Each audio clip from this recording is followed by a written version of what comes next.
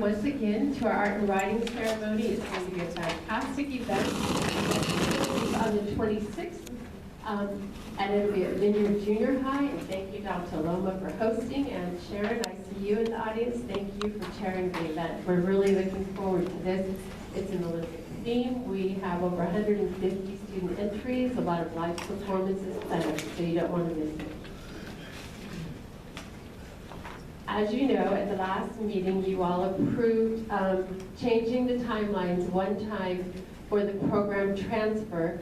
And so on April 15th was the deadline, and districts did submit, and I will share that data with you in a minute.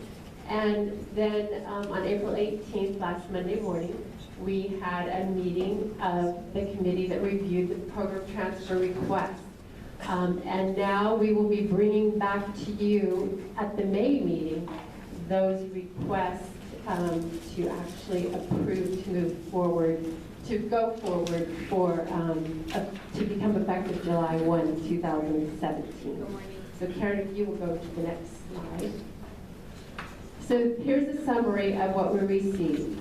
The transfer request to come out of OMSD would be from Chino, as you see, 13, SDCSH, 8 from Moreno, 2 from Vernon, for a total of 23. Also, should OMSD become a single district SELPA, the law says that all students revert back to the district of residence within their SELPA.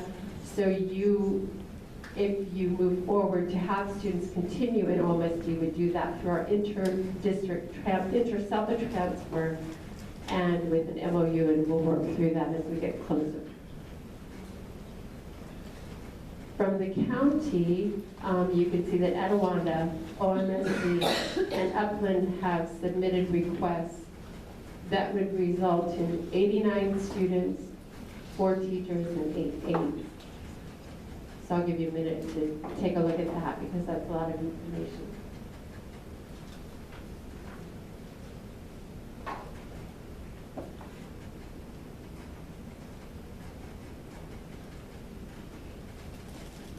And then we'll move to the next slide.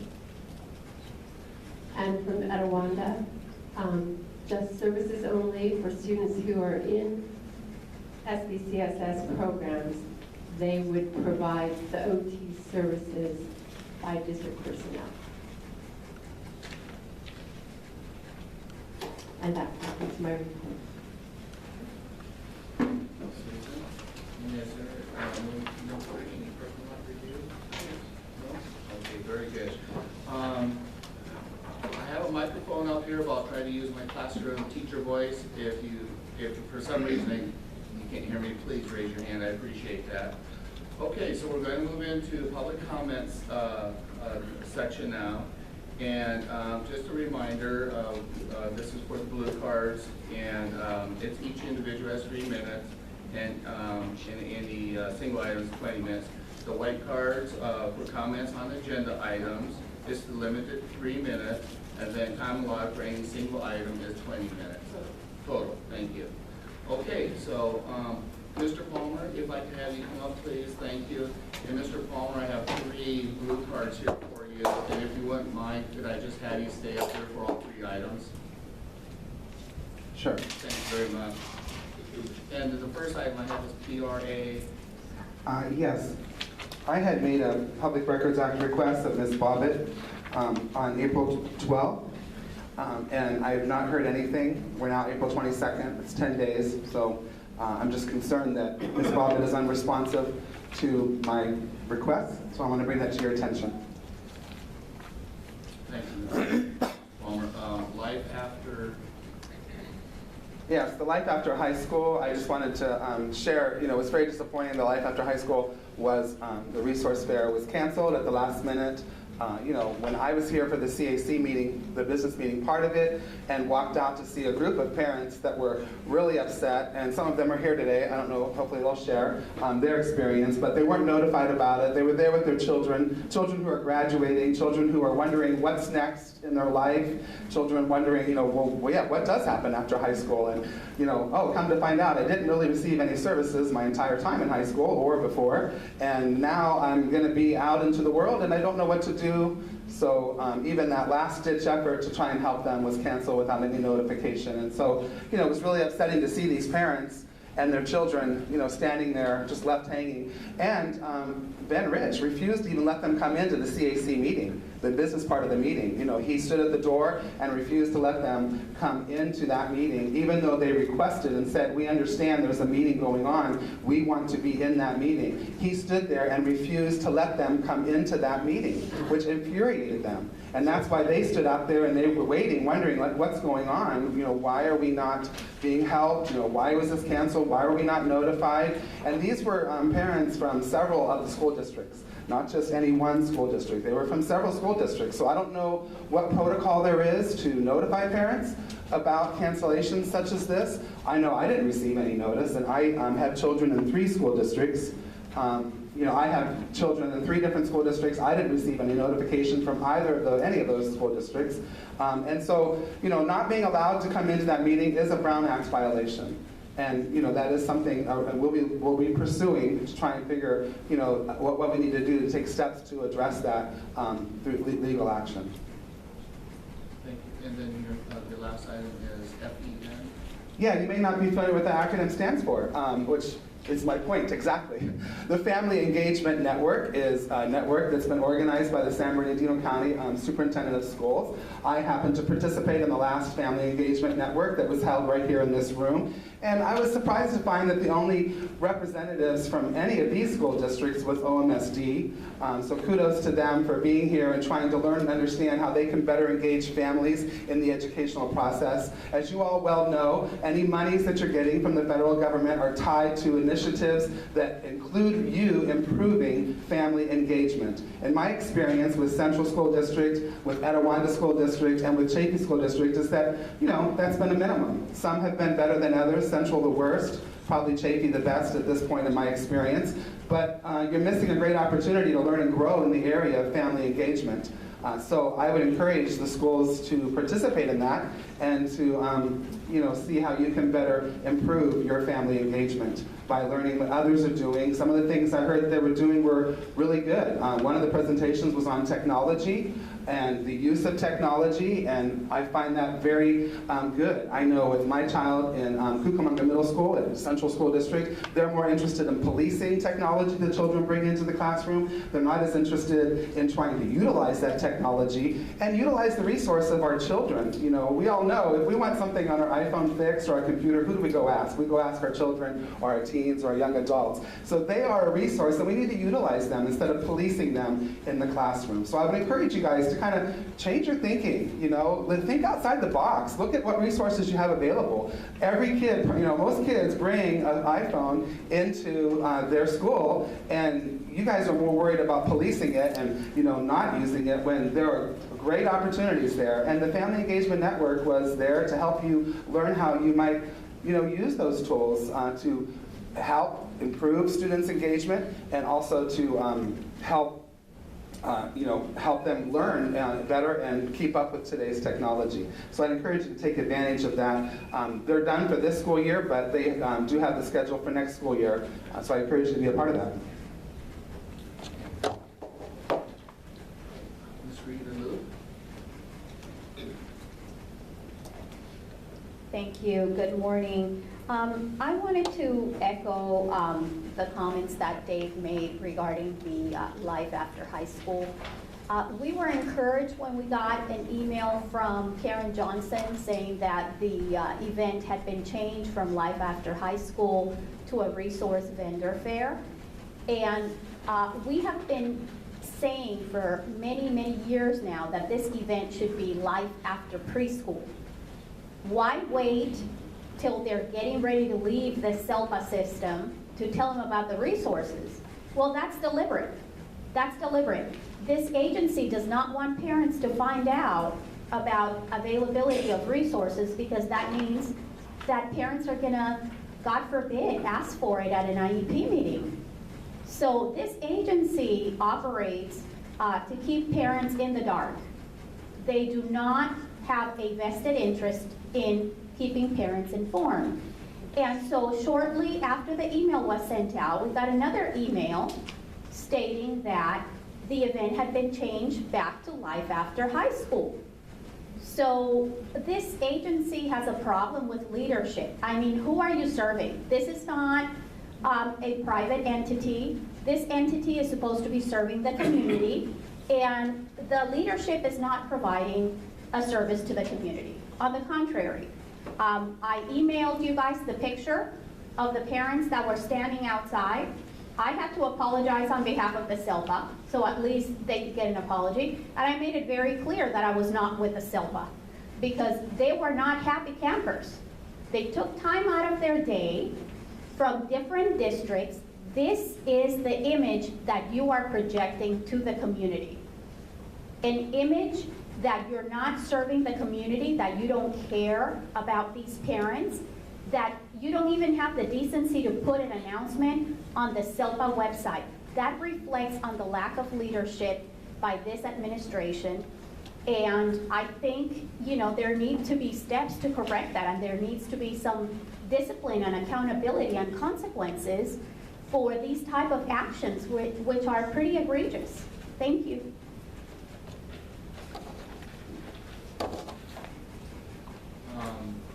Ms. Monica,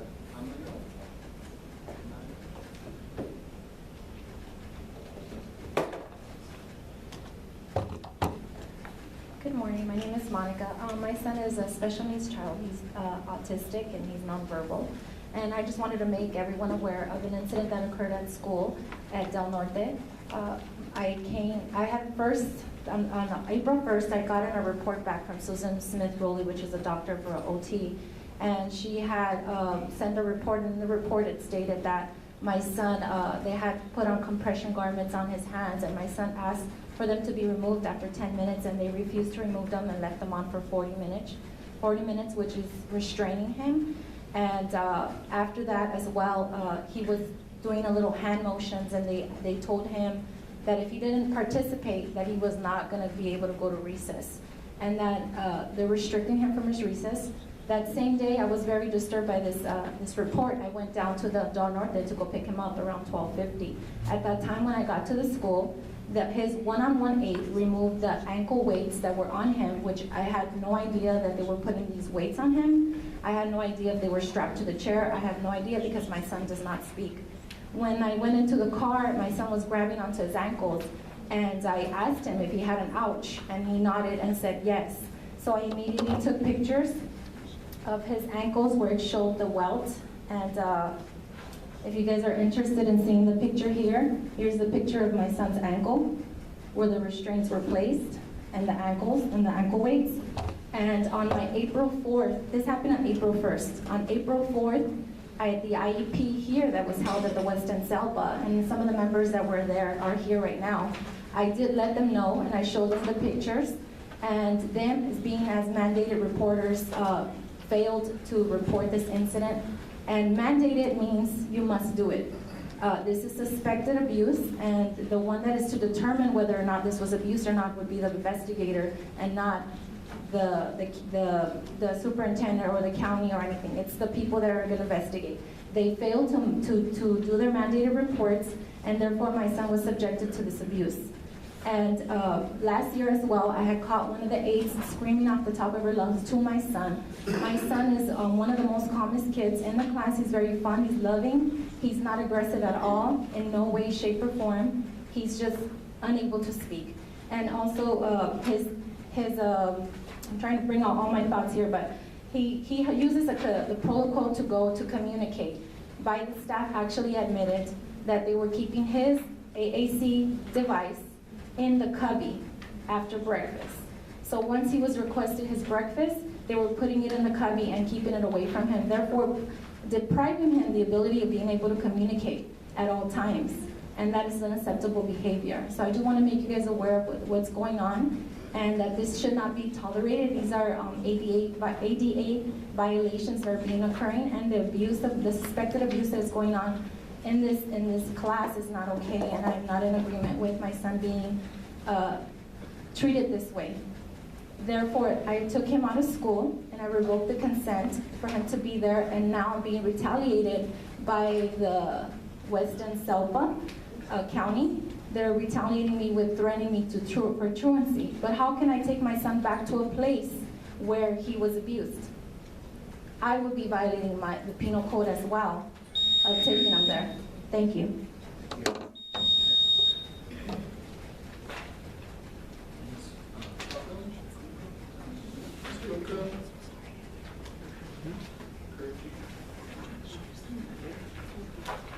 I'm sorry. That's okay. I didn't know how to say the name. No, that's okay, I'm used to that, and, but you did a great job. Sorry. Hello everyone. I'm actually going to read because when I tend to speak to a group, my thoughts wander, so I've learned how to, to write it down. Can you hold the microphone up? I can't hear you. This way? Yeah, I can hear myself now. Yeah, okay. So while thinking of what to say, I was reminded of something I heard recently. While there will always be headlines about what is not working, or could work better, or could work differently, it is just as important to acknowledge and celebrate what is actually working. For example, 29,000 children going through the learning experience in Chino Valley Unified School District on a daily basis due to the efforts of an amazing group of dedicated professionals. In the case of special ed, there is additional support of West End SELPA, IRC, and other agencies to support the efforts of the school district. Although I paraphrased this and extended this from a different context, this thought was originally shared by Superintendent Wayne Joseph. So thank you for that wise reminder, Mr. Joseph. For the entire time, it's been 15 years actually, that I have been involved with the school district and SELPA, many of us have pushed for transparency, parent involvement, collaboration, as well as improved services. Districts have moved with the times and have embraced these concepts. Even though I'm speaking in general terms, I know of many, many parents over these years who are very happy with the services that they have received. Could have been different, could have been better, but they are very happy with the way the children have grown. Ongoing teacher training and also for paraprofessionals has been another big thing. I hear from teachers and administrators of the successful and beneficial trainings they have received under the SELPA banner.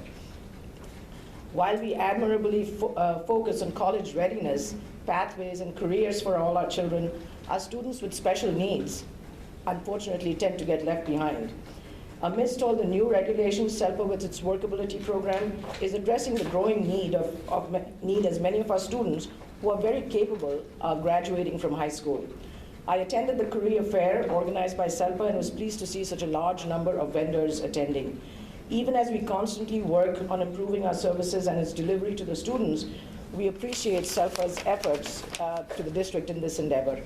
In general, when district personnel changes, SELPA plays a critical role in providing continuity and consistency to the special ed community at the district. Finally, I will say this. Many of you are in this room today because of your chosen careers, which includes a good dose of passion for your profession. Others are here only because of the passion to advocate for the learning needs of children. The common theme is the children, who are the ultimate stakeholders in this scenario, and they look up to us to be their role models in every way. Let us affirm to work together as a team, celebrating our successes, recognizing our differences, and collaborating together to resolve these differences. For these children who rely on us, no other way is good enough. Thank you for listening. Should I do something like this? Next speaker, Sharon. No. Sharon, no? Good luck with that, Mayor. Thank you. Thank you. Good morning. I'm Sharon Nault, the CAC rep for the Alta Loma School District, and I was gonna come in here and thank Alta Loma School District for helping the CAC host the art and writing competition. That's already happened. I was also going to invite you all to come Tuesday night to shake a whole bunch of hands. We have just about 200 children that we'll be honoring for their various poetry, dance performances, theatrical performances, singing of Over the Rainbow, which you ought to see, so come. BYO hand sanitizer. If you forget, I'll have some for you because it's cold season again. So I don't have to talk about that. Thank you. And thank you, Karen, for helping. I'll be quick, don't worry. For helping organize. It's a big job. So the Altaloma School District has been so helpful. The principal, the superintendent, everybody collaborating with Karen to make this possible. So I hope you can attend